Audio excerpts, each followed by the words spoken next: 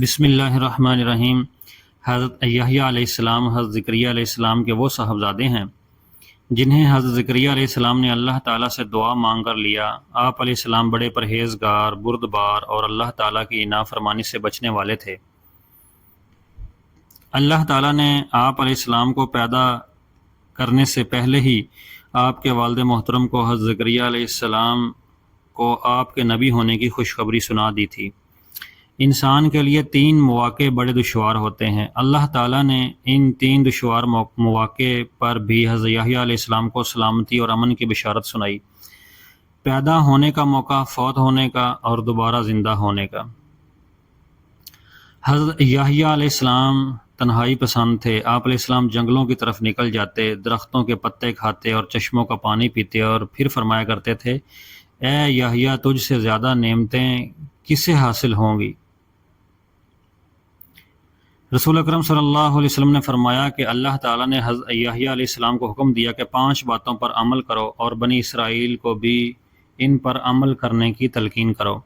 یحییٰ علیہ السلام کو اس حکم پر عمل کرنے میں کچھ تاخیر ہو گئی تو حضرت عیسیٰ علیہ السلام نے ان سے فرمایا کہ آپ کو 5 احکامات بنی اسرائیل کو پہنچانے کا حکم دیا گیا تھا، آپ انہیں یہ احکامات پہنچا دیں یا میں پہنچا دیتا ہوں۔ حضرت یحییٰ علیہ السلام نے عرض کیا کہ اے بھائی جان، میں خود ہی پہنچا دیتا ہوں، اس لیے کہ مجھے اس بات کا ڈر ہے کہ اگر آپ نے مجھ سے پہلے ہی یہ احکامات بنی اسرائیل کو پہنچا دیے تو اللہ تعالیٰ مجھے سزا دیں گے۔ چنانچہ حضرت یحییٰ علیہ السلام نے بنی اسرائیل کو مسجد اقصیٰ میں جمع کیا اور ایک اونچی جگہ میں کھڑے ہو کر اللہ تعالیٰ کی حمد و ثنا بیان کرنے کے بعد فرمایا: اللہ تعالیٰ نے مجھے اور آپ لوگوں کو 5 باتوں پر عمل کرنے کا حکم دیا ہے، اور وہ 5 باتیں یہ ہیں: صرف اللہ تعالیٰ کی عبادت کرو، اس کے ساتھ کسی کو شریک نہ ٹھہراؤ۔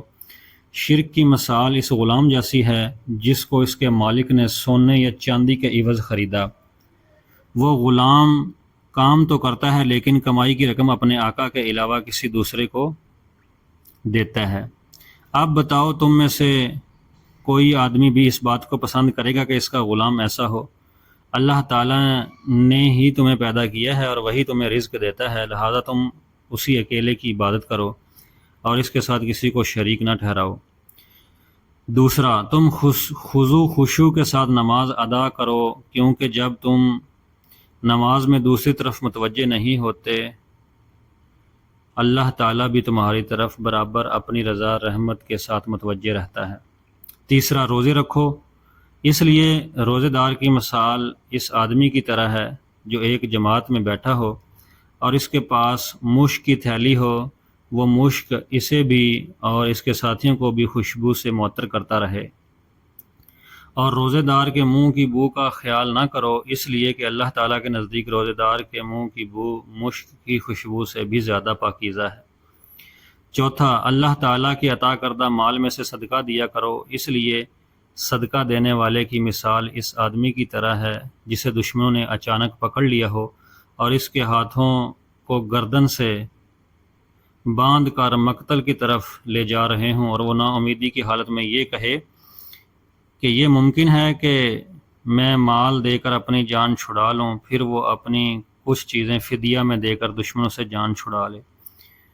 پانچویں، دن رات کثرت سے اللہ کا ذکر کیا کرو، اس لیے ذکر کرنے والے آدمی کی مثال اس آدمی کی طرح سے ہے جس کا دشمن تیزی کے ساتھ پیچھا کر رہا ہو اور وہ آدمی بھاگ کر کسی مضبوط قلعہ میں پناہ حاصل کر کے دشمن سے محفوظ ہو جائے۔ بلا شبہ انسان کے سب سے بڑے دشمن شیطان کے مقابلے میں ذکر الہی میں مشغول ہو جانا ایک قلعہ میں محفوظ ہو جانے کی طرح ہے۔